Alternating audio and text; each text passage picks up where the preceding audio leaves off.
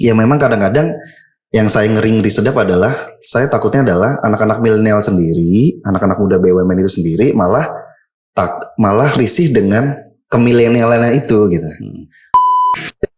Tentang culture bahwa ternyata di Angkasa Pura I pun culture itu harus dibentuk secara kuat.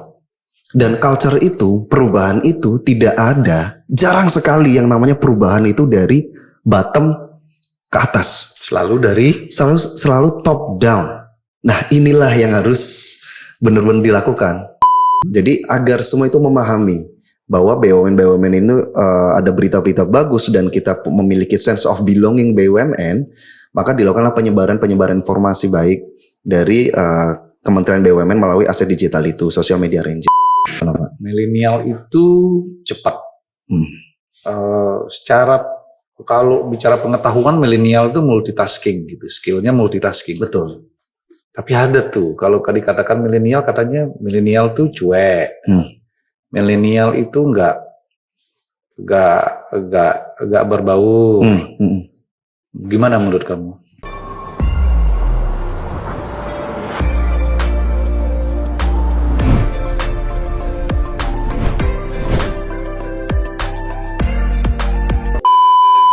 Selamat datang Bro Hanindito. Siap, terima kasih Bapak sudah diundang Bapak Widana. Akhirnya lu datang juga ya Pak? Alhamdulillah Pak. Ya itu saya udah nunggu Pak, udah nunggu lama banget Pak. Beneran. Pengen ngobrol sama Bapak di sini kayaknya. Terus sibuk tuh? Enggak Pak. Ya seperti inilah Pak ya. Kan kita pekerja semua ini Pak. Betul. Bapak yang sibuk banget nih Pak. Kayaknya podcastnya udah makin rame ya Pak ya. Enggak. Tok, lu sibuk apa sih Tok? Iya Pak, Pak Widana sekarang saya lagi di Kementerian BUMN ini Pak. Iya. Lagi ada penugasan di Kementerian BUMN di tim staf khusus 3 Menteri BUMN Pak. Jadi di situ ya saya bantu-bantu aja Pak. Bantu-bantu sama dari Angkasa Pura I sih Pak. Jadi lu dari apa? Dari AP1 ada program internship gitu, enggak? Atau penugasan khusus? Saya juga bingung nih Pak, namanya internship atau penugasan khusus sih. Yang pasti waktu itu saya lagi di Ambon nih Pak. Tiba-tiba di Ambon, saya ingat banget di Ambon itu tiba-tiba di Minggu pagi, ada Pak Korsek nelpon. Pak Korsek ngasih tahu kabar gini-gini, ternyata nampaknya ada penugasan ke Kementerian BUMN gitu Pak, di tim staf khusus 3 Menteri. Emang lu masuknya kapan Pak? Masuk kurang lebih mungkin di bulan Agustus ya Pak, 2021 kalau nggak salah. 2021. 2020 ya Pak. Ada 2 tahun ya? Sekarang berapa? Sekarang 2022. Oh 2021 Pak. 2021 Agustus 2021 saya mulai di Kementerian BUMN sih Pak. Sebelumnya kan di Ambon itu Pak. Lu pertama kali di Jakarta? Pertama kali masuk Angkasa Pura I. Tahun? Di Jakarta tahun 2015. Di tim budgeting. Waktu itu masih Pak Joko Wahyono yang sekarang menjadi VP HC. Gitu. Terus baru di situ Pak, di accounting pun saya geser-geser Pak. Saya ada di mana? Pertama di budget management. Terus geser lagi saya di accounting management. Terus sempat geser lagi ganti nama tuh jadi cost accounting. Terus geser lagi ke finance accounting dan geser lagi ke budget management. Baru setelah itu setelah sebulan 2 bulan di budget management, beberapa bulan, alhamdulillah ada promosi ke Ambon. Di Ambon? Tahun berapa tuh? Ambon itu berarti 2020 akhir kayaknya Pak.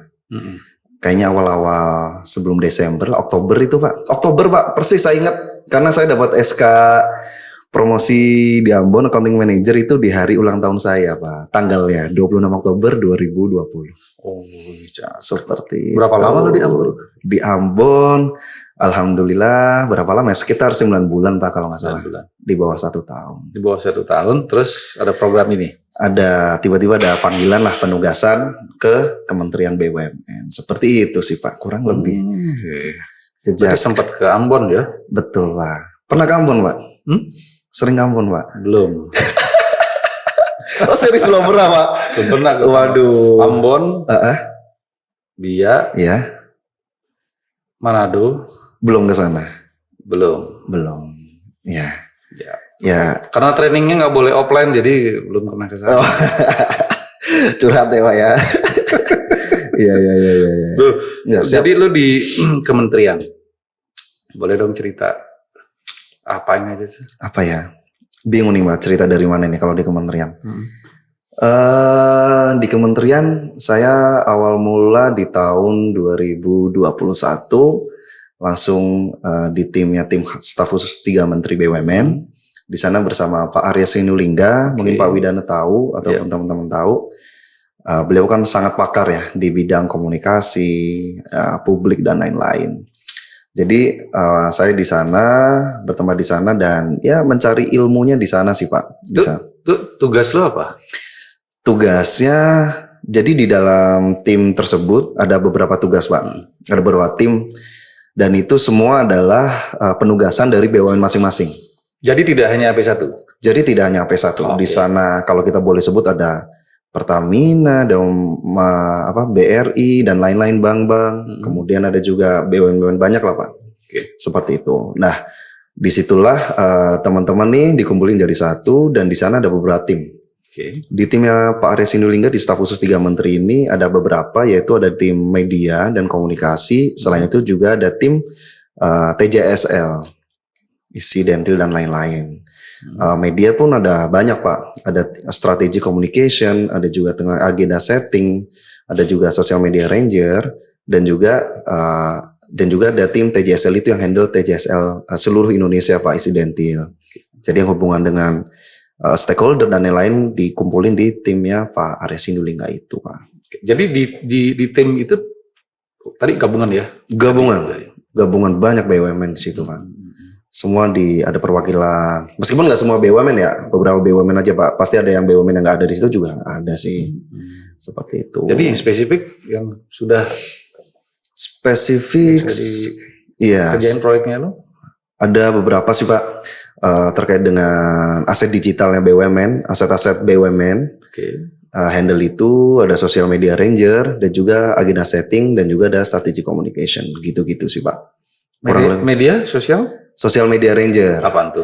Jadi kalau social media ranger itu adalah penyebaran informasi-informasi baik dari BUMN oleh aset-aset digital dari BUMN Pak. Karena seperti ini, kita kadang-kadang kita nggak tahu ya Pak ya.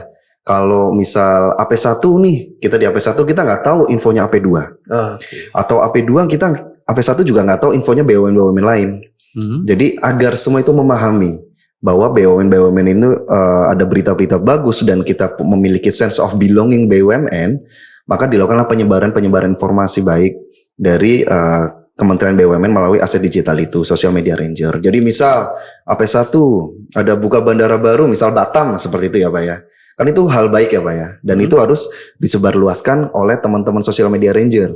Jadi tim ini memiliki ribuan aset digital di seluruh BUMN di seluruh Indonesia Pak, seluruh provinsi juga ada. Seperti itu untuk menginformasikan produk-produknya BUMN, program kerja BUMN untuk kepada masyarakat luas gitu sih Pak, dan juga untuk internal BUMN itu sendiri. Seperti itu. Asik sih Pak kalau di sana itu. Lu kan orang keuangan. Accounting. Orang accounting. Terus gimana lu ngurusin komunikasi? Nah, ini yang menarik sih Pak. Sebenarnya saya rasa semua orang itu yang saya pahamin ya Pak dengan pengalaman ini. Saya di accounting, S1 accounting, S2 alhamdulillah nih dari training waktu itu ngasih ya, terima kasih. AP1, S2 ada, itu pun ada manajemen dan juga kebendaraan dari Ayata.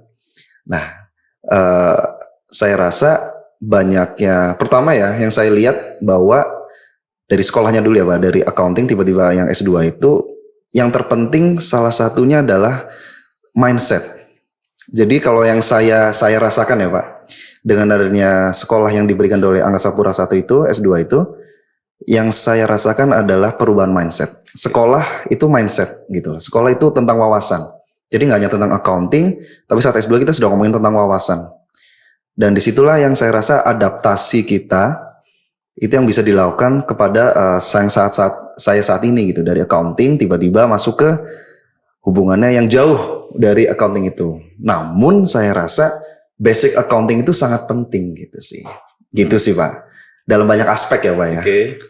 Iya, terutama dalam hal-hal apalagi Pak, misal kalau teman-teman nih, kalau yang saya lihat ya Pak ya, dan sering juga diutarakan bahwa ternyata kalau misal nih teman-teman milenial ya Pak, teman-teman milenial punya basic keuangan, itu saya rasa sangat bagus untuk karir pertama kalau misal teman-teman berkarir. Karena banyak sekali direksi-direksi kita di BUMN itu pasti punya basic finance. Basic finance. Pasti punya basic finance. Atau yang mau jadi dirut itu pasti punya basic finance. AP1 sendiri Pak Faik Fahmi misal, kalau nggak salah beliau juga punya basic accounting. Jadi saat ini entah mengapa ke depan atau mulai dari saat ini ke depan ada paradigma atau ada perubahan-perubahan yang terlihat bahwa banyak sekali direksi-direksi punya basic finance. Wamen kita pun di BUMN, di Wakil Menteri BUMN, ada Pak Tiko dan Pak Bala, itu basicnya finance. Nah, jadi banyak sekali, jadi kalau ngomongin tentang adaptasi, saya rasa terutama teman-teman ya pasti bisa lah, semuanya itu pasti bisa. Kalau dari accounting ke komunikasi, karena mungkin saya juga dulu di Angkasa Pura I juga sering bikin acara ya sama teman-teman di Angkasa Pura kan. Lu kan salah satu bahkan ketua milenial AP1. Iya Pak. Masih?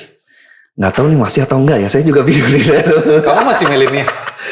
Umur sih masih milenial Pak. Umur sih masih milenial. Umur sih masih milenial Pak. Terus?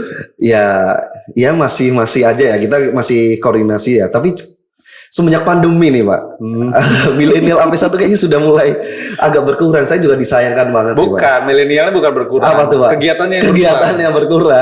Begitu ya. Karena kondisinya kan sedang kurang baik ya Pak. Jadi kita harus menyesuaikan itu semua sih Pak. Sebelumnya disclaimer dulu nih teman-teman dan Bapak ya. Saya kan pakai baju seragam Kementerian BUMN. Tapi opini-opini yang saya berikan itu opini pribadi ya Pak ya. Oke. Ya, kalau ada pengetahuan-pengetahuannya anggap saja pribadi Pak. Iyalah. Tidak mewakili instansi manapun. Justru yang saya mau lihat adalah Bro Dito siap sekian lama istilah kayak pemain bola. Gimana tuh? Jadi dipinjamkan di klub lainnya. Iya. Kan tentu punya tujuan secara korporat, punya mimpi secara pribadi gitu ya kan. Itu harapannya mendapatkan sesuatu yang baru dan banyak hal. Dan tentu kami juga teman-teman di AP1 mungkin para milenial bahkan seluruh insan AP1 ingin tahu benarnya apa saja yang sih pengalamannya Bro Dito di kementerian selama ikut program ini gitu.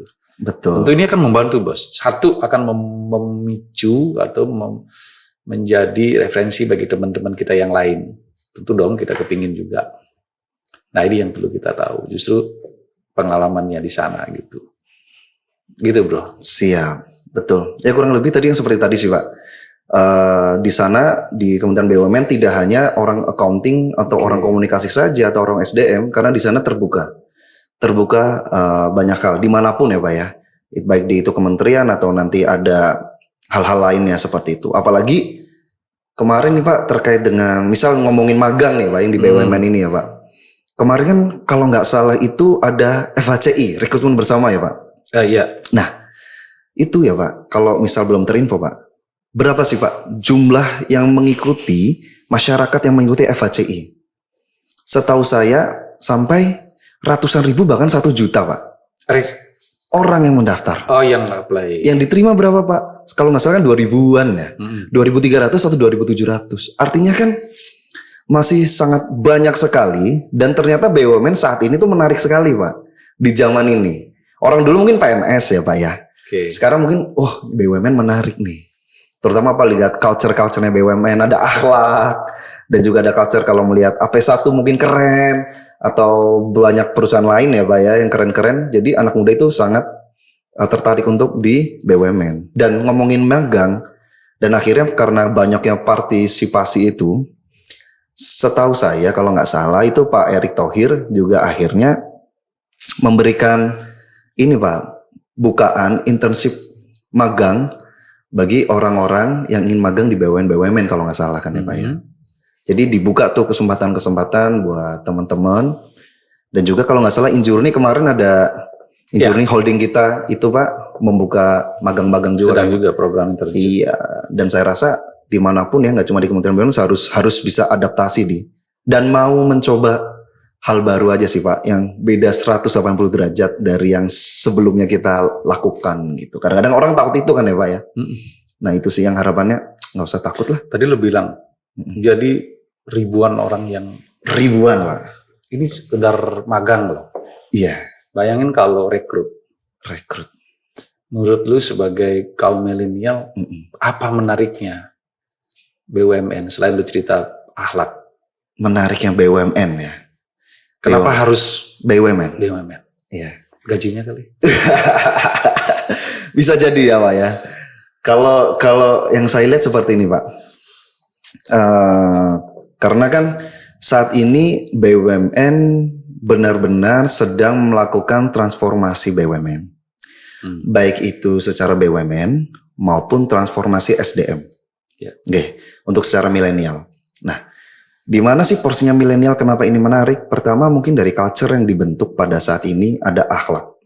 Satu, culture dari BUMN yang terasa seperti saat ini sudah anak muda banget. Karena banyak media platform yang digunakan BUMN untuk memberikan memberikan citranya kepada masyarakat lewat TikTok sekarang udah gampang, Instagram, YouTube. Dulu nggak kepikir. Dulu nggak kepikiran. BUMN itu begitu ya. Jujur Pak, dulu saya nggak tahu Angkasa Pura itu apa. Saya masuk Angkasa Pura karena saya hidup dan sampai dewasa, sampai sebelum bekerja kuliah itu kan di Purwokerto Pak, nggak ada bandara. Gitu, kita hanya tahu adalah kereta api. Nah, Angkasa Pura saya kira itu temannya Dirgantara Indonesia semacam itu, Pak. Dan ternyata adalah bandara. Namun pada saat ini saya rasa semua anak muda itu udah tahu Angkasa Pura itu apa. Karena kita punya banyak platform. YouTube ini podcast. Kalau saya lihat di podcast ini yang nonton ribuan terus, Pak. Bener kan? ribuan terus saya lihat. Ribuan. Belum TikToknya. Belum media-media platform, belum mungkin nanti Angkasa Pura 1 ada influencer dan lain-lain, dan hal itulah yang membuat milenial itu pasti pada tertarik. Kemarin aja sempat ada yang nanya di Instagram, Angkasa Pura 1 kapan bukaan nih? Saya mau download tapi udah habis kuotanya, nggak bisa dibuka lagi kah? Nah, sampai sekarang itu orang itu anak-anak milenial mengejar, dan terutama pada ini saya coba objektif ya, dalam zaman saat ini nih Bapak Erick Thohir itu benar-benar membuka transformasi SDM kepada para milenial nih Pak. Makanya ada direksi milenial. Betul. Direksi milenial kalau tidak salah itu 10%, sekitar 10% lebih itu targetnya di tahun 2024 ini. Jadi ditargetkan bahwa milenial akan menjadi direksi. Dan itu benar-benar kejadian dengan banyaknya direksi milenial yang ada di kalangan BUMN. Contoh di Angkasa Pura 1 kita tercinta ini Pak, ada juga kan Pak direksi milenial kita, Pak Yudi Darun.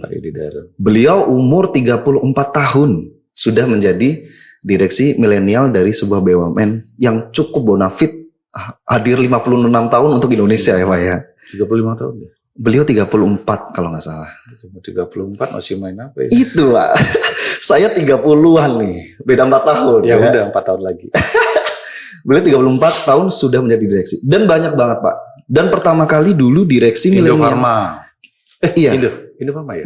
Biofarma, sorry. Yaitu Bapak Soleh Ayubi. Ketua BUMN Muda Indonesia. Beliau dipanggil Pak Erick Thohir, setahu saya, pada saat beliau lagi di Amerika nih Pak. Setahu saya ya. Di Amerika terus dipanggil, terus akhirnya menjadi Direktur Transformasi dan Digital dari Biofarma.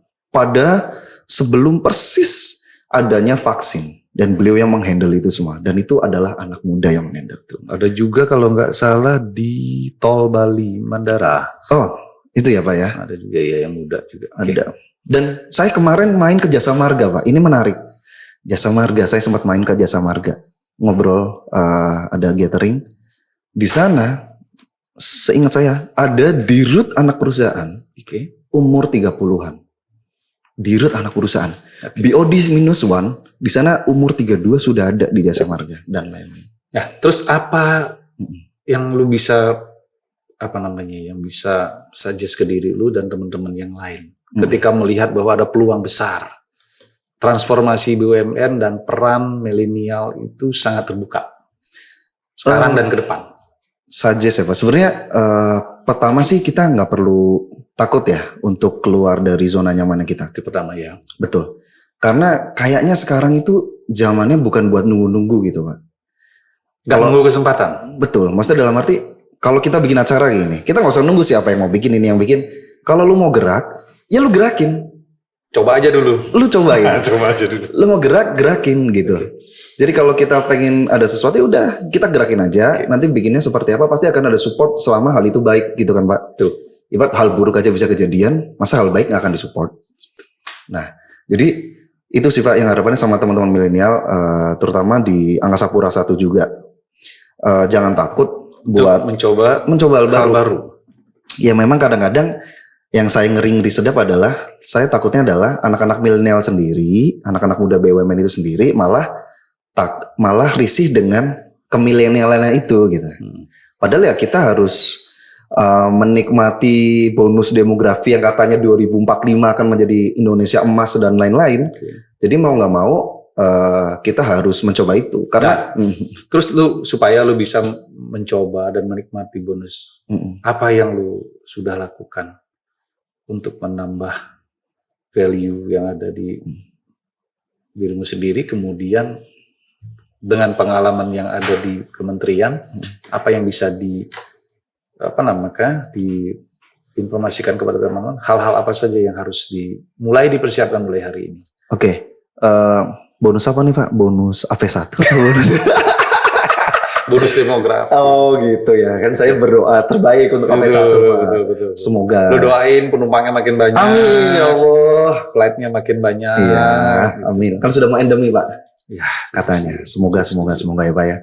Oke. Kan hari ini tahun akan ada sudah mulai musim liburan. Betul.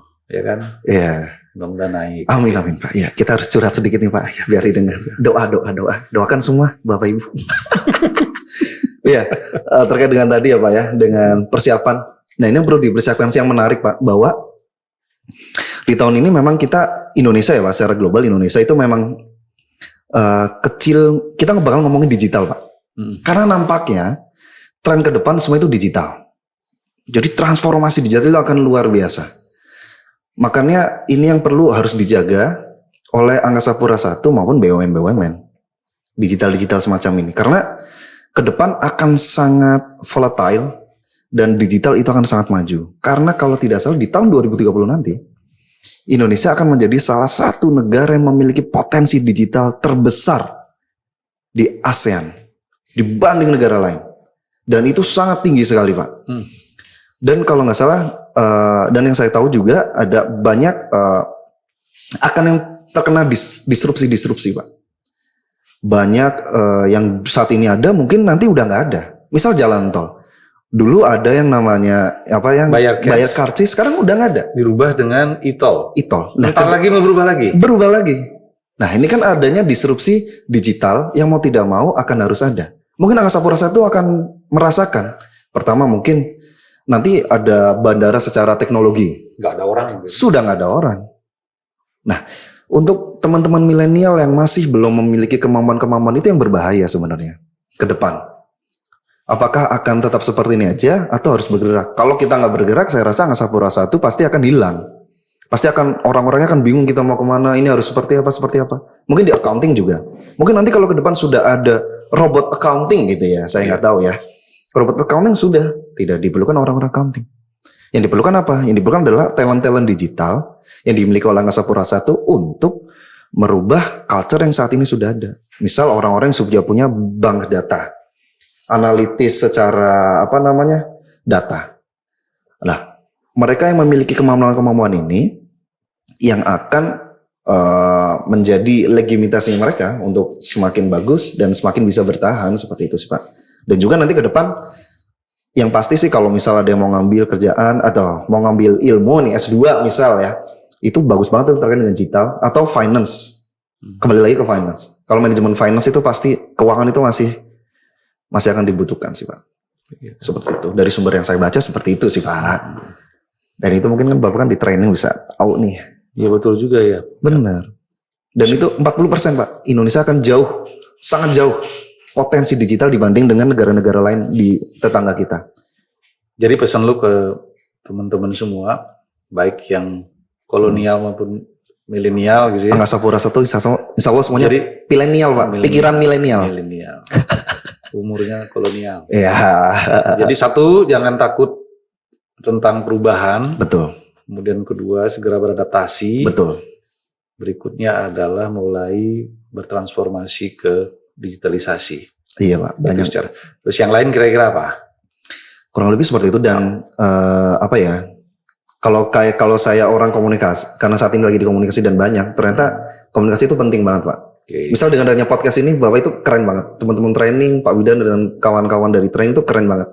Okay. Karena di sini wadah komunikasi yang penting banget buat teman-teman semua. Karena kita nggak tahu kan, kayak kemarin kayak saya ngeliat dari Pak GM dan lain-lain, terus ada gimana caranya sih kisi-kisi gitu kan. Itu benar-benar membuat kita itu kalau kita nonton itu oh ternyata seperti ini. Yang sebelumnya cuma bisik-bisik, ternyata di sini tuh terbuka. Oh seperti ini. Lu mau kayak gini, kamu mau kayak gini, seperti ini. Dan di situ sih Pak, bagaimana kita berkomunikasi karena itu penting. Kadang-kadang terjadinya saya nggak tahu ya Pak. Karena tesis saya nih S2 itu tentang culture. Tentang culture bahwa ternyata di Angkasa Pura I pun culture itu harus dibentuk secara kuat. Dan culture itu, perubahan itu tidak ada. Jarang sekali yang namanya perubahan itu dari bottom ke atas. Selalu top down. Nah inilah yang harus benar-benar dilakukan. Makanya waktu itu saya pernah ngobrol ya. Waktu itu pas ada Pak Direksi, Pak Faik dan lain-lain gitu ya. Saya ngobrol ya. Ya kalau namanya culture ya memang harus top down. Tidak bisa. Pertama harus dari kalangan atas, manajemen atas ke manajemen tengah ke manajemen bawah. Kan seperti itu ya Pak ya. Kalau di rumah tangga, dari orang tuanya dulu, baru ke anak-anaknya. Kasih contoh gitu ya. Betul. Kasih contoh. Setelah dikasih contoh, konsisten, dilakukan terus secara menerus, kemudian diikutin. Ketemulah hasilnya kan gitu ya. Seperti itu. Dan kadang-kadang milenial ini kan semua itu pasti akan ngikutin lingkungan sepertinya. Kan milenial katanya gini. Gimana Pak? Milenial itu cepat. Secara kalau bicara pengetahuan milenial itu multitasking gitu. Skillnya multitasking. Betul. Tapi ada tuh kalau dikatakan milenial katanya milenial tuh cuek. Milenial itu enggak berbau. Gimana menurut kamu? Ya sebenarnya betul juga. Karena semua kan pasti ada namanya error itu 10% ya Pak ya. Yeah. Dari 100% kalau dari penelitian kan ada errornya juga 10% atau 15% lah. Kalau milenial kerja pakai kenapa? Pakai headset. Nah ini sebenarnya gimana kalaupun bukan menangkal gitu ya, mengkonfirmasi stigma itu. Pasti nggak dipungkiri pasti ada lah yang seperti itu Pak. Maupun mau milenial atau Gen Z sekarang ya sebutannya juga sudah ada Gen Z, pasti ada lah semacam itu. Dan mereka tidak akan suka jika lingkungan itu toksik. Itu yang menarik. Jadi zaman sekarang itu teman-teman milenial atau Gen Z saat ditawarin, misal di Angkasa Pura I gitu ya Pak ya. Ya nuhun sewu saat ini kita melihat juga nih kenyataannya bahwa Angkasa Pura I juga banyak anak-anak yang sudah keluar. Benar nggak Pak? Di akhir-akhir pandemi ini. Dan dulu kita dulu tidak pernah kebayang. Betul. Dulu nggak pernah kebayang. Karena mungkin Pak Widana tetap di sini. Karena apapun masalahnya saya tetap insan Angkasa Pura. Gitu kan. Ya ada juga nggak laku juga. Nah mungkin seperti itu. Tapi untuk saat ini teman-teman milenial dan juga Gen Z. Dia udah mungkin tidak terlalu peduli dengan itu Pak. Ya. Saat suatu perusahaan atau suatu lingkungan kerja dia tidak baik dan toksik. Ada yang menarik di luar, gue keluar. Berapa gue bayar? 100 juta, gue bayar. Nah ini yang perlu menarik sih. Ini yang perlu menjadi di Angkasa Pura I ini, terutama perusahaan ini harus sudah mulai melihat aspek itu, Pak. Dan inilah yang transformasi SDM dari Kementerian BUMN lakukan. Yang Pak Erick Thohir lakukan dan timnya, jajarannya lakukan adalah seperti ini. Agar bisa menjagalah aset-aset BUMN yang keren-keren nih misal. Agar tetap stay on track ya, biar itu tetap bagus Iya, dan kalau kita dulu awal. kan zaman-zaman ya masih lama ya. Mm-mm. Jadi kalau orang bekerja gitu yang diutamakan dulu, yang ditanyakan berapa yang dia dapat, hasilnya berapa. Gitu.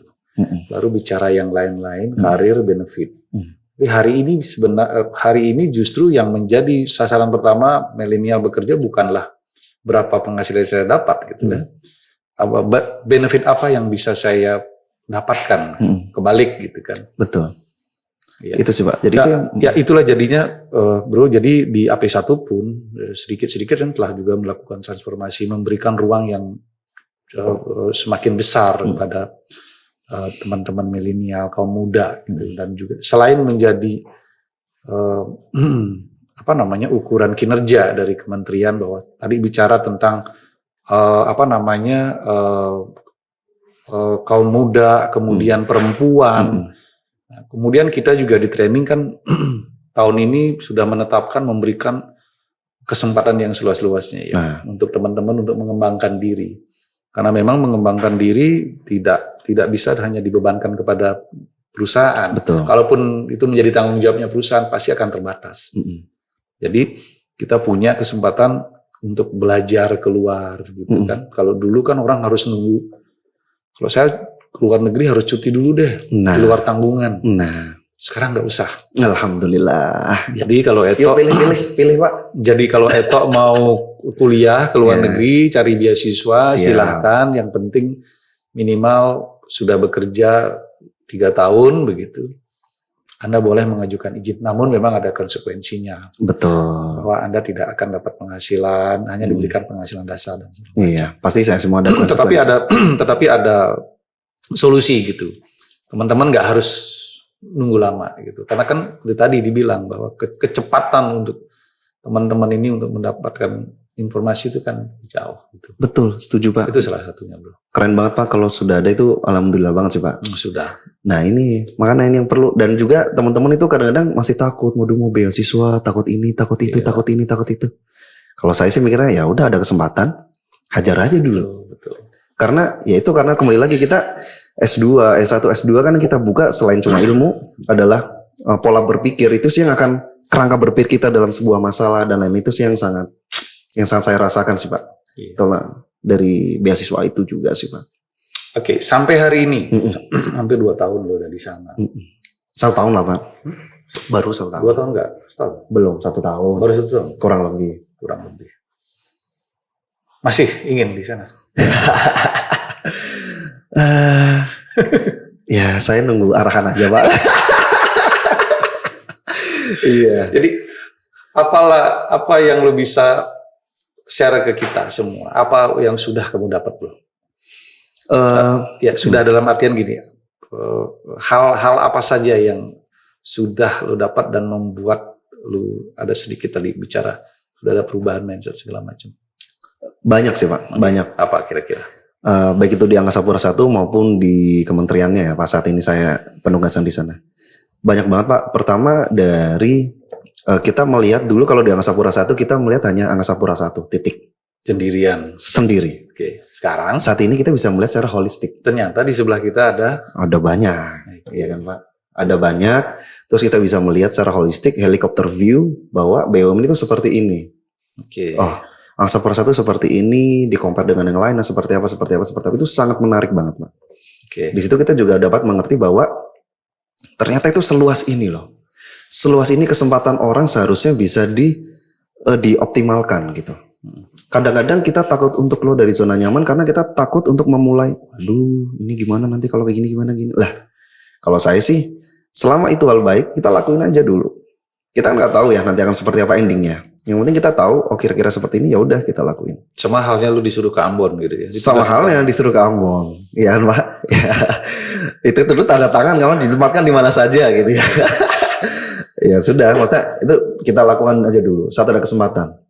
Ya contoh misal saat ada kesempatan assessment, kemana seperti apa. Jangan sampai kepercayaan itu tersia-sia. Maksudnya saya pun saat ada di posisi seperti ini, misal di penugasan seperti ini pun, karena dipercaya, alhamdulillah terima kasih sudah mempercayakan hal itu gitu loh Pak. Dan kita jangan merusak kepercayaan dan amanah yang sudah dibangun dan dibentuk oleh orang-orang sekitar kita. Gitu Paling sih. tidak ketemu dengan teman-teman dari BUMN lain, Betul. kita bisa meng-compare kali ya. Betul. Dan saya yakin gitu ya, kalau orang takut, waduh, BUMN AP1 ketemu si A, ketemu si C, jiper gitu ya.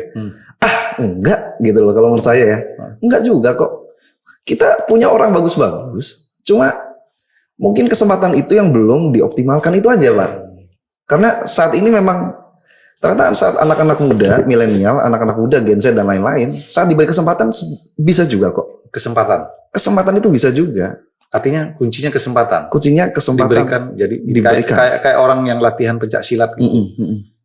Diberikan jurus, kita sudah beri jurus nih, jurus tendangan, pukulan gitu udah kasih.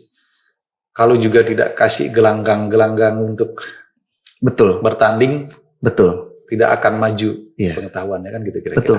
Pilihannya cuma menurut saya pilihannya untuk Angkasa Pura 1 cuma itu. Saat tidak diberi kesempatan, bapak-bapak, ibu-ibu semua, cuma 2 pilihan. Mau anaknya hilang atau anaknya lanjut. Hilang dan Lanjut. Ada aset bagus, tidak diberi kesempatan, udah opsinya 2. Dia hilang atau melanjutkan perusahaan. Bahayanya saat hilang, siapa yang mau melanjutkan? Berarti yang melanjutkan adalah teman-teman milenial tier 3 misal seperti itu. Tier 1-nya udah kemana?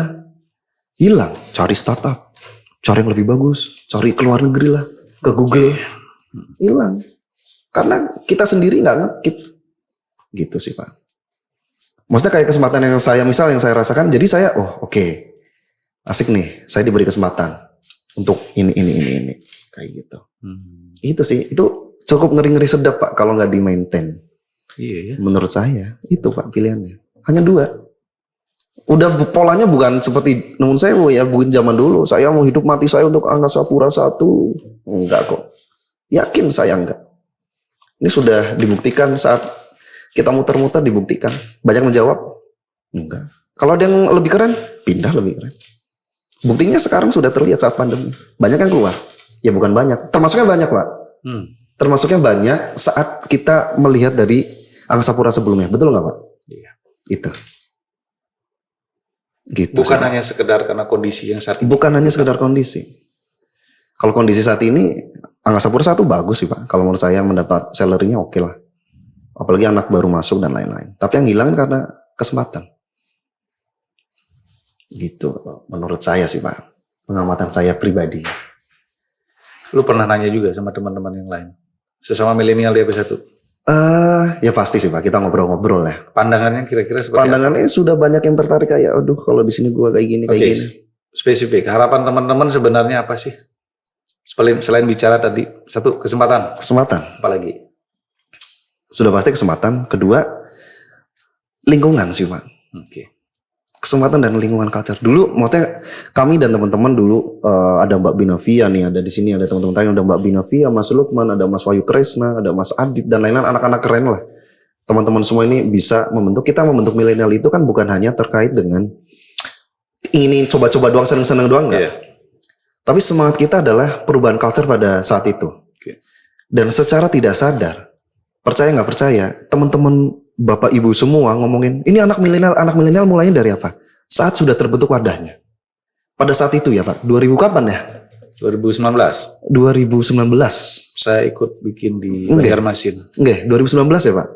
Kurang lebih ya, 2019 ya? 18-19. Sebelum itu orang nggak ada peduli Pak milenial. Tapi saat dibentuk itu, mulai nih terbuka mindset bahwa, ini ada anak milenial, udah milenial aja. Betul kan Pak? Artinya meskipun di situ ada pro kontra ya, ini seperti itu, kita nggak peduli. Bukan nggak peduli dalam seperti apa, maksudnya kembali lagi selama hal ini adalah hal baik, kenapa kita takut? Iya kan, hal buruk aja bisa kejadian, orang maling aja bisa, masa orang membantu aja nggak bisa? Dan disitulah kita membentuk teman-teman milenial ini akhirnya di semua BUMN atau di semua tempat kita sudah ada semua. Meskipun memang saat ini agak sedikit meredup dulu nih Pak. Ya semoga nanti ke depan bisa kembali ditingkatkan mulai mungkin dari teman-teman training bikin acara apa. Ya udah di podcast ini. Podcast ini salah satunya, setuju banget. Oke. Setuju banget. Semoga Ya. bisa dicontoh di semua cabang juga nanti mungkin Pak ada podcastnya masing-masing. Iya, adanya ada hal informasi yang menjadi tempat nggak masalah. Sebenarnya Betul. yang lu harapkan bagi teman-teman ini apa sih sebenarnya? Sehingga ini menjadi otokritik juga sebenarnya. Kalau lu bicara lingkungannya seperti apa sih yang lu penginkan gitu kan sama teman-teman? Mungkin lingkungan yang mengencourage supaya lu bisa lebih kreatif. Mungkin hal-hal kecil. Kalau tadi bilang bahwa milenial ini adalah sebagai pionir tentang perubahan budaya dan segala macam. Ya tentu memang harus konsisten ya. Jadi saya pikir sekarang ruang itu semakin terbuka, kesempatannya semakin dibuka, aksesnya, dan hal-hal seperti ini menjadi tempat bersuara gitu untuk menyampaikan harapan. Kadang-kadang sebenarnya kalau menurut saya teman-teman milenial itu nggak perlu takut untuk speak up ya, nggak perlu takut untuk ngomong aja dulu. Saya di sini juga ngomongnya belak-belakan juga ke Bapak, karena saya rasa ini komunikasi buat kita bersama, buat kebaikan Angkasa Pura. Ya, namun saya kalau ada yang tersinggung dan lain-lain, it's okay gitu. Ya asal jangan baper, semua kan nggak bisa personal ya Pak ya. Mudah-mudahan nggak lelah. Nggak ada lah. Nah itu maksudnya kadang-kadang seperti ini. Mudah-mudahan hidup kita nggak lelah. Biasanya katanya kalau orang lelah itu lebih cepat tersinggung. Nah itu mungkin kalau lingkungannya enak kan semua asik-asik aja lah. Saya rasa di Angkasa Pura 1, kalau saya melihatnya, misal orang ngomong, aduh lingkungan AP1 jelek gini-gini, misal dia ngomong kayak gitu, enggak juga. Saat saya ngeliat di BUMN lain, itu kita lumayan, kita cukup oke kok. Iya. Cukup lah. Gitu. Tinggal memang ada potensi-potensi yang belum, ya itu wajar lah ya Pak ya. Semua kan pasti, cuma saat ini memang harus disrupsi itu sangat cepat. Perubahan itu sangat cepat. Kalau nggak gerak, kalau milenial nggak kegarap itu yang dua itu. Pilihan dua itu yang tadi. Kalau mau menahan aset-aset yang bagus ya hilang atau lanjut. Kecuali Angkasa Pura pengennya asetnya adalah di tier 3 orang yang karena nggak ada opsi di tempat lain. KW3. Nah, ya karena nggak ada opsi di tempat lain gitu aja. Betul. Karena saya rasa teman-teman saya ini di milenial Angkasa Pura 1 itu untuk mencari opsi lain itu banyak Pak. Betul Bos. Keren-keren anak-anaknya. Ada teman saya namanya Mas Is dan teman-teman ya ada. Itu bikin website. iPort Man misal. Terus saya sendiri bikin podcast. Dan Bapak bikin podcast. Dan teman-teman lain pasti ada hal-hal menarik lainnya yang ingin menghidupkan suasana kehidupannya dia selain kerja. Apalagi ini sangat keren kalau misal Angkasa Pura 1 bisa menggrab itu semua gitu sih Pak. Harapannya seperti itu. Ya podcast ini udah keren banget sih Pak. Lu punya podcast juga? Ada. Oh, berarti collab nih hari ini. Iya ini ya seperti itu Pak. Ada. Nah kasihkan aja kan Pak. Betul. Itu adalah ekspresi. Jadi ekspresi. Yang harus talent itu kan harus diasah terus gitu. Nah inilah Pak. Kadang-kadang yang bikin dari teman-teman milenial seangkatan atau siapapun itu kan karena kesempatan itu. Talent itu. Sebenarnya ada yang bertalent tapi ya kurang dipanasin dikit, diinkubasi, proses inkubasi poolnya itu seperti apa nih anak-anak talent, seperti apa. Gitu sih menurut saya personal. Kayak saya lihat sih seperti itu pasti paling lebih ke lingkungan dan kesempatan. Berubah. Dan semoga bisa melihat secara aspek se-Indonesia ya Pak, Angkasa Pura 1. Nggak hanya di teman-teman pusat atau teman-teman dekat, tapi teman-teman ada di Sentani, teman-teman ada di Biak, itu semua kelihatan. Itu keren banget Pak, kalau ada platform yang bisa membuat itu semua. Jadi, oh si ini di sana. Jadi semua merasa diperhatikan. Ya kan Pak, ya. Kadang-kadang. Kayak orang pacaran juga ya? Harus kayak orang pacaran. Betul, harus diperhatikan. Betul, saat struktur tidak jalan, yang dilakukan adalah pendekatan personal. Setuju kan Pak? Iya, jangan sampai seperti tadi itu apa namanya, kita kalah gitu kan, kita kasih apa namanya, ya udah kasih kesempatan penghasilan, tapi ternyata kalah juga sama orang yang menjanjikan yang lain gitu kan. Nah, karena ya kalau misal ada hal yang menarik sih Pak, kalau kita nggak ngisi akan diisi orang lain. Gitu konsepnya. Itu. Kalau lo nggak dapat di rumah, bisa dapat di rumah orang lain gitu kan. Iya. Kalau Angkasa Pura 1 nggak membuka, keluar masuk ke tempat lain. Kalau ini nggak diisi oleh AP1, diisi orang lain. Seperti itu. Mau nggak mau. Dan semua sudah Jalannya seperti itu. Hal ini sih yang menarik karena kita melihatnya secara holistik. Dan itu udah kejadian ya. Ya sudah pasti lah. Sudah pasti. Sudah banyak. Telkom. Ya sekarang kemarin kan milenial pertama direksi milenial terkenal dari Bukalapak kan Pak. Fajrin masuk ke Telkom. Itu milenial. Sekarang Pak Yudi Darun AP1 milenial. Bagus, itu pasti memberikan banyak harapan ke Angkasa Pura. Kalau ada Angkasa Pura boleh juga kan. Kalau udah siap. Oke. Pilihannya seperti itu Pak. Memang Betul, susah juga nih Pak. Bisa lah. Insya Allah bisa Pak. Harus yakin. Itu juga. Iya. Seperti itu sih Pak kurang Ya lebih. mudah-mudahan ini menjadi gerakan bersama ya. Gerakan bersama. Sama-sama. Jadi kaum milenial juga jangan takut untuk menyampaikan pendapat. Betul. Dan, lingkungan khususnya manajemen juga tidak menutup masukan ruang masuk betul. untuk terus mendengar. Memang begitu Bos. Ya alhamdulillah waktu dulu saat kita di awal-awal diterima dengan baik sih Pak oleh Pak Faik, Bu Devi, Pak Joko. Waktu itu ada Pak Ramdan ya, zamannya Pak Ramdan dan lain-lain. Semua dari training juga mensupport. Jadi alhamdulillah pada saat itu dan sampai sekarang masih ada direksinya juga, ya masih bisa mensupport. Tinggal kitanya sendiri nih yang mau geraknya seperti apa gitu sih Pak. Oke, lagi bikin gerakan? Enggak Pak, belum. Enggak ada Pak. Yang penting ya itu kadang-kadang kenapa lingkungan itu penting karena kadang-kadang egosentris sektoral itu masih tinggi Pak. Masih tinggi di kita ya kan Pak. Egonya gimana? Maksudnya ya misal di bidang ini unit ini gitu loh. Kurang baur. Mungkin seperti itu.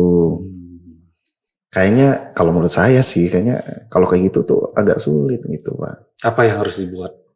Kalau menurut saya sih tim itu ya seperti sel sih, mungkin kayak startup ya Pak ya, sel bentuknya sel. Jadi nggak sesulit itu untuk misal approval, mencari data dan lain-lain, nggak sesulit itu seharusnya. Karena udah percepatan kan butuh yang satu. Gitu ya. Bentuk-bentuk selnya seperti ini langsung. Oh ya ini. Ya entah apapun medianya ya Pak. Gitu. Dan ini asik banget sih kalau Angkasa Pura I berubahnya ke sana. Saya itu suka banget culture Pak. Oke. Saya suka culture. Tapi kan hari ini juga kita sedang melakukan transformasi ya. Betul. Transformasi salah satunya terkait dengan transformasi culture. Betul. Lu melihatnya seperti apa? Harus dilihat positif sih Pak. Harus dilihat positif kalau ini sebuah perubahan yang bagus buat Angkasa Pura I. Hal apa yang memang sebenarnya harus selain digital tadi yang harus berubah? Bukankah kita sudah punya culture yang ada? Apakah kurang mendukung? Entah ada pun mungkin kurang sampai akar rumput gitu ya kali Pak. Grassroots-nya dari teman-teman, dari saya misal atau dari teman-teman lain gitu yang merasakan belum nyampe nih. Misal kita sudah punya tools. Misal training sudah punya tools ini. Tapi mungkin itu belum terasa sampai bawah atau mungkin saat implementasi tidak jalan. Atau sebenarnya belum konsisten seperti itu. Mungkin seperti itu. Saya juga nggak tahu ya Pak sebenarnya kayak gimana. Karena kan dari teman-teman sendiri yang nanti harus bisa merasakan itu sih Pak. Kadang-kadang seperti itu. Jadi belum apa yang menjadi pesan itu belum semuanya nyampe. Mungkin. Nah, itulah. Ataupun nyampe mungkin nggak lengkap. Betul. Itulah pentingnya komunikasi internal perusahaan itu sendiri. Medianya banyak. Tapi mungkin belum tergarap maksimal. Iya. Mungkin seperti itu. Ya. Mungkin lewat podcast ini kan teman-teman bisa tahu nih. Ya, podcast ini sebenarnya kita dedikasikan jadi kita bicara banyak hal di sini.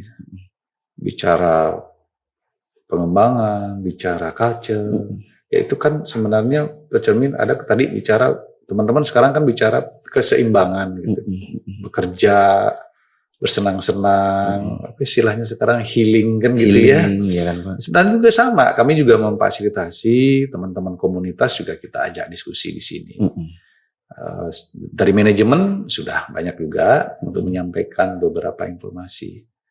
Kemudian dari eksternal yang menginspirasi kita semua juga kita sudah hadirkan. Dan satu ini juga adalah bagian daripada suara anak muda yang memang yang perlu mendapat ruang untuk bisa disampaikan. Iya, semoga seperti itu sih, Pak. Oke. Kan Tadi ngomongin mestinya ada ruang, mestinya ada media, mestinya harus tersampaikan dengan.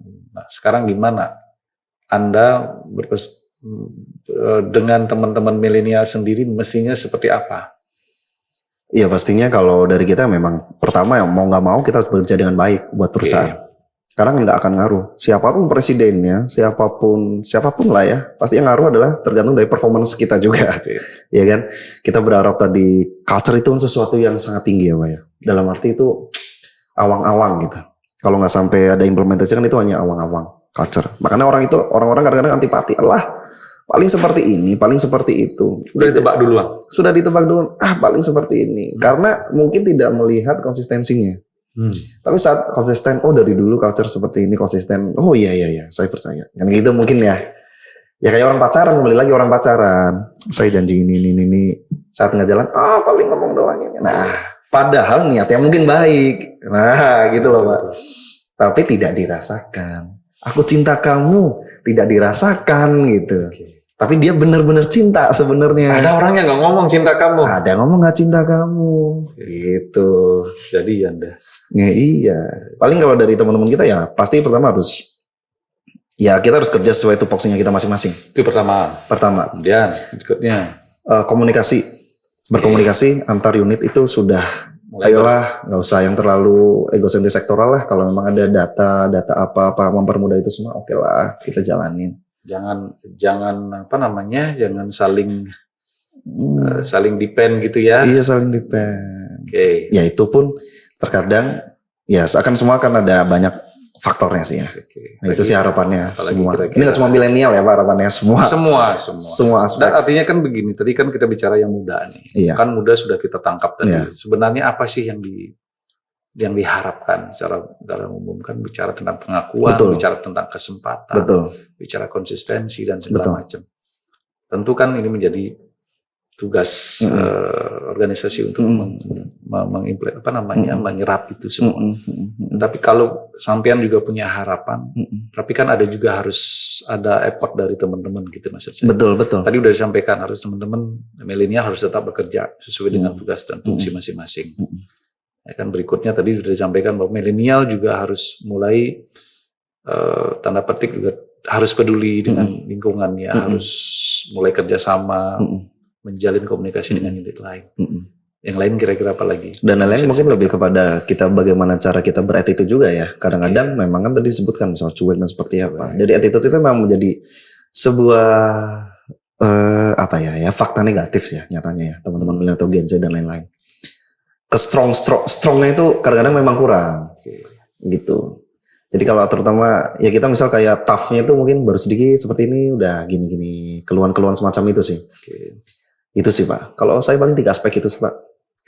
Memang harus ya sesuai lagi bekerja dengan tupoksi masing-masing bersama. Tanggung jawab ya. Sudah pasti tanggung jawab dan juga ya lebih ke kita attitude kita juga harus lebih baik juga kan kepada orang yang lebih tua ataupun kepada adik-adik kita. Karena menariknya teman-teman milenial itu hidup di tengah-tengah Pak. Dia sudah punya kecepatan komunikasi, sudah punya kecepatan digital, jadi dia bisa ikut ke atas dan ikut ke bawah. Itu makanya cepatnya di situ mungkin kalau menurut saya teman-teman milenial itu. Kan kalau misalnya nuwun sewu kayak misalnya sebelum milenial kan booming misal baby boomer. Itu teknologi belum besar. Ya, artinya cara berkomunikasi pun tidak luas. Enggak Pak. Komunikasi ya dahulu seperti itu, caranya seperti itu dan budayanya seperti itu. Tapi kalau milenial karena sudah ada komunikasinya, udah ada alatnya pada saat lahir sudah ada. Jadi itu lagi mempermudah. Jadi itulah budayanya. Iya. Mempermudah ke atas dan mempermudah ke bawah seharusnya seperti itu. Gitu sih. Kalau dari saya paling itu aja sih Pak. Kalau untuk yang bisa kita lakukan. Ya dan jangan lupa nggak apa-apa speak up. Nggak usah takut. Kadang-kadang kita takut speak up karena takut ditolak gitu. Padahal mungkin aja bos kita nggak tahu info itu gitu nggak sih Pak? Bisa nggak sih Pak? Mungkin Pak Widana gitu sebenarnya nggak tahu info yang kita omongin, tapi karena kita nggak berani untuk ngomong jadinya tertolak gitu. Atau kurang mungkin informasi yang sampai. Betul. Atau mungkin cara mengkomunikasinya kurang tepat. Itu penting caranya kali. Iya. Kadang-kadang mungkin ada cara yang cukup coblok nggak suka nih ini. Ya. Itu pentingnya komunikasi sih Pak nyatanya. Oke. Ada bosnya yang mau nggak ngerjain TNDE gitu kan. Iya. Ya semacam itu loh, banyak faktor, Pak. Oke. Oke, memaknai sebuah kebebasan berbicara di milenial gitu. Kalau Dito dan teman-teman lain merasakan sebenarnya sudah diberikan ruang itu enggak ya? Kalau ruang itu pasti ada sih, Pak. Cuma apakah optimal, saya rasa ya butuh lebih optimal lagi gitu, Pak. Oke. Ruang. Nah sekarang juga karir kan tentu nih berpikir nih kan Karir. anak-anak. Saya dulu 2015 kalau nggak salah angkatannya Dito juga ya. Iya. Saya pernah ditanya siapa ya waktu itu, Pak, kapan saya bisa jadi manajer katanya. Bagi saya dulu nggak pernah menanya begitu saya. Dan ada juga yang menanyakan berarti Pak gaji saya berapa gitu. Saya shock juga ditanya begitu kan. Karena dulu zaman saya nggak ada tuh nanya, jangankan nanya gaji saya berapa Pak gitu. Apalagi karir, saya mau jadi ini kapan gitu, nggak ada tuh.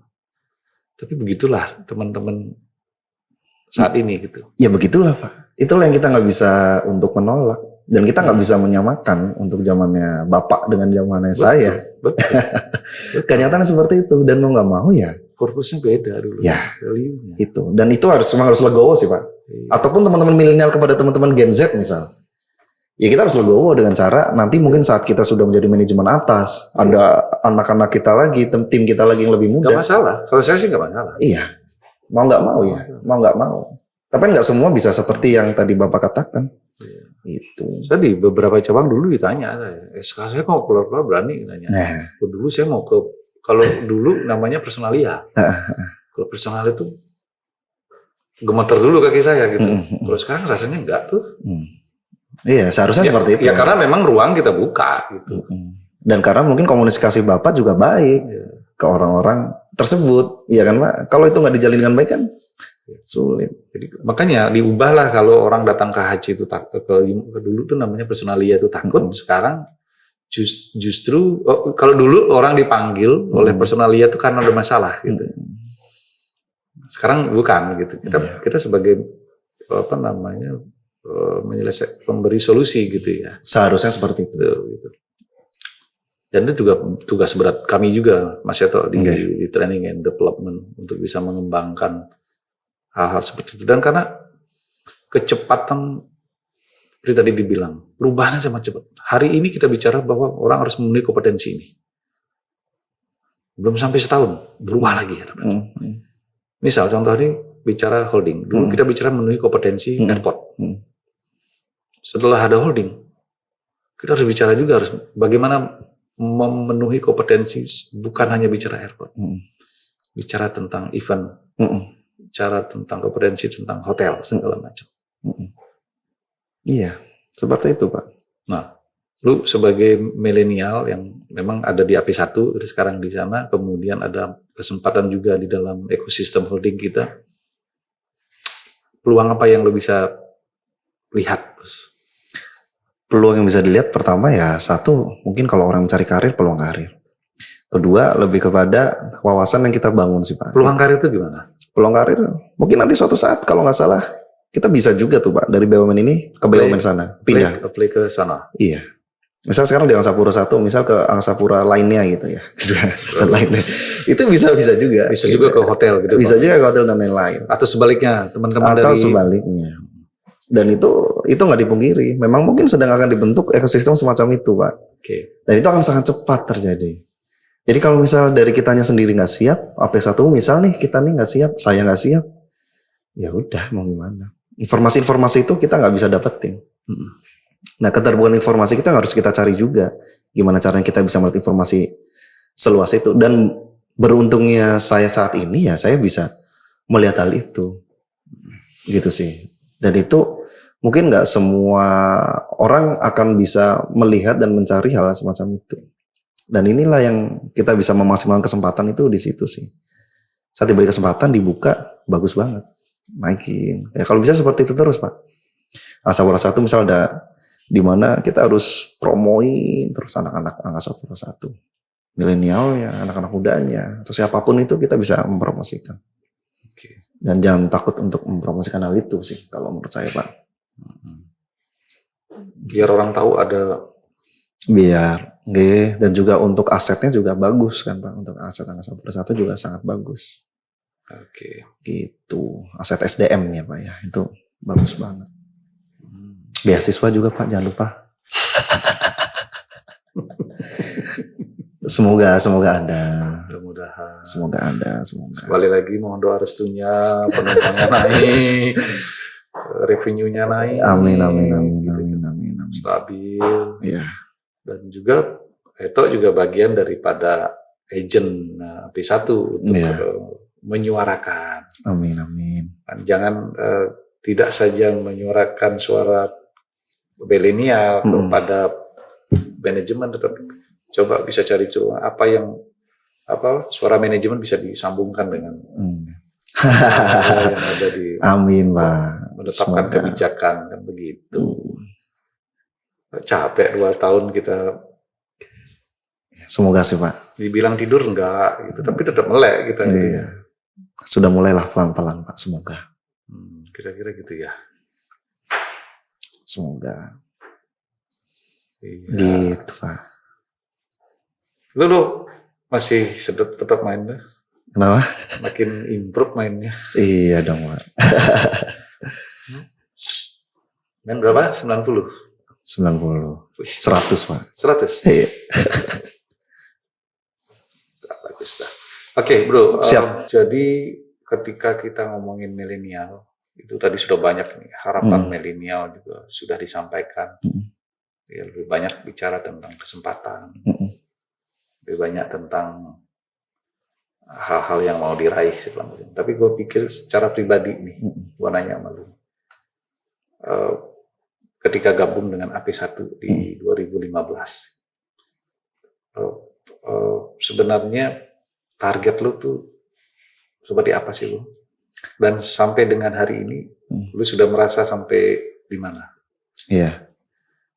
Oke, sebenarnya kalau saya bingung ya kalau ngomongin target, karena seorang itu nggak ngoyo dan dulu pun ya masuk karena simpelnya gini, dulu saya merasa beruntung saja. Sampai saat ini saya merasa beruntung. Saya masuk Angkasa Pura beruntung, gitu. Artinya saya dulu itu kan di swasta Pak. Oh, sudah pernah di swasta? Swasta setahun lah, swasta kecil di Purwokerto. Setahun. Saya ya gimana, terus saya ingin, waduh, kalau saya di swasta terus, ibaratnya saya pada saat itu ya idealismenya adalah saya itu makan pakai makanan Indonesia, lahir di Indonesia, minumnya Indonesia. Ibarat kalau buang hajat juga buang hajatnya di Indonesia gitu. Masa saya nggak ngasih sesuatu buat Indonesia? Nah makanya saya itu di situ udah tetek nih. Saya itu pengen kerja di hubungannya dengan bangsa dan negara. Sapura 1 masuk tek. Padahal nggak tahu dulu AP1 tuh. Nggak tahu, tapi saya taunya adalah BUMN itu udah cukup. Akhirnya masuk, oh ternyata bandar udara gitu. Saat lagi mau tes dan lainnya itu baru tahu, oh ternyata bandar udara. Dan ternyata di sini. Nah, belum tahu juga ada di Ambon. Tahu ada di Ambon. Ya udah akhirnya saya ikutin, ya sudah.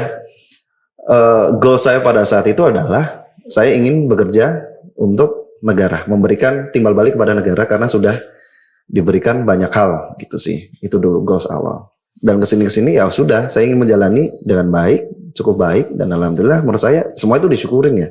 Kalau nggak ada ini susah juga sih Pak. Seperti itu. Dan posisi saat ini ya saya rasa ya disyukuri, dinikmatin aja posisi kita pada saat ini gitu. Karena mungkin banyak orang yang ingin mencapai hal itu tapi belum tercapai, dan kita kalau sudah tercapai ya udah kita syukur. Kalau goals besarnya ya belum ada sih Pak. Gitu. Hanya ikutin aja. Jadi setelah lu dapat kesempatan untuk magang lah gitu ya. Magang lah kita sebut. Lu semakin terbuka nih wawasan. Tentu punya target lagi dong.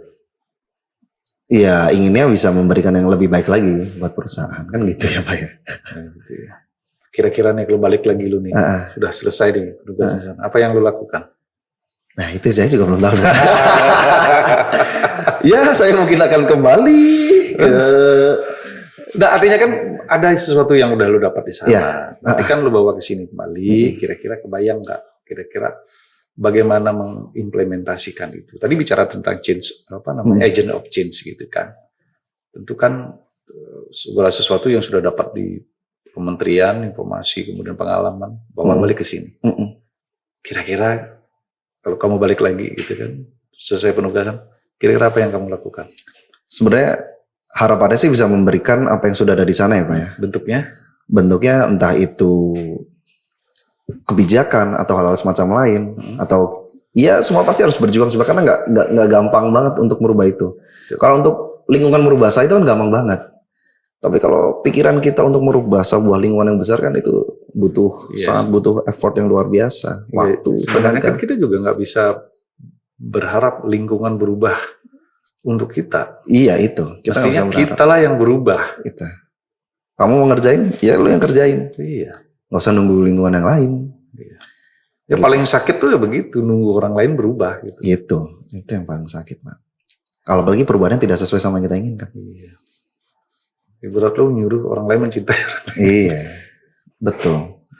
Ya. Harapannya seperti itu bisa memberi perubahan dan kebijakan-kebijakan yang memang lebih baik lagi untuk Angkasa Pura ya. Artinya kan lu punya cita-cita bahwa lu akan mencoba untuk berkontribusi untuk melakukan perubahan. Kalau memang perubahan kan kebijakan ya, itu yang lebih mendasar. Semoga. Hal-hal yang memang harus menyesuaikan dengan kondisi yang ada hari ini. Semoga. Keren bro. Iya. Siapa tahu ada komisaris milenial belum ada kan Pak? Oh iya benar juga ya. Iya. Sekarang sudah ada direktur milenial, komisaris milenial belum Pak. Komisaris milenial. Iya, belum ada nih programnya. Dibuatlah semoga Pak. Iya. Komisaris Kokapura, gitu sih Pak. Ya semoga bareng-bareng sih Pak yang pasti sih. Oke, terakhir, lo mau pesan apa lagi nih sama teman-teman? Ditegaskan kembali teman-teman khusus milenial. Oke, sampai satu nih. Sebenarnya kalau harapan saya di Angkasa Pura I itu banyak ya, karena saya percaya bahwa Angkasa Pura I itu bisnis yang masih akan terus maju, sangat maju. Ke depan pasti itu bandara. Optimis banget sih. Optimis Pak, karena kita bukan daratan. Karena kita bukan negeri daratan seperti Eropa atau mana. Karena kita negaranya pulau, artinya saat mau pindah ke tempat yang lain, pasti harus menggunakan pesawat. Karena kecepatannya. Dan juga ya karena mau nggak mau seperti itu. Tidak bisa lewat darat, kecuali nanti bikin terowongan 1 sampai Papua itu baru oke lah. Waktu dan biayanya pasti sangat besar. Kenyataan tidak akan bisa seperti itu. Pasti pesawat. Artinya ini adalah bisnis masa depan. Ada optimisme yang sangat kuat bahwa bisnis ini bisnis masa depan. Saya cukup yakin itu.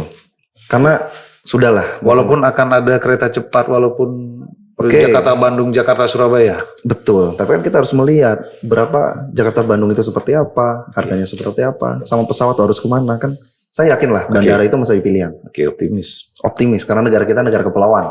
Yang satu. Jadi optimis di Angkasa Pura masih ada, pastilah harus ada.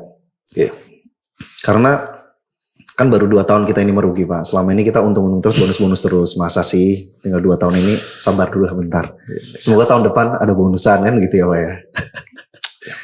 Nah paling itu optimis. Satu, kedua ya terkait dengan kesempatan siapapun sih Pak, mau itu milenial atau semua pegawai. Intinya saat diberi kesempatan dan diberi ruang untuk diskusi dan diberikan ruang untuk maju, saya rasa itu sangat penting buat perusahaan.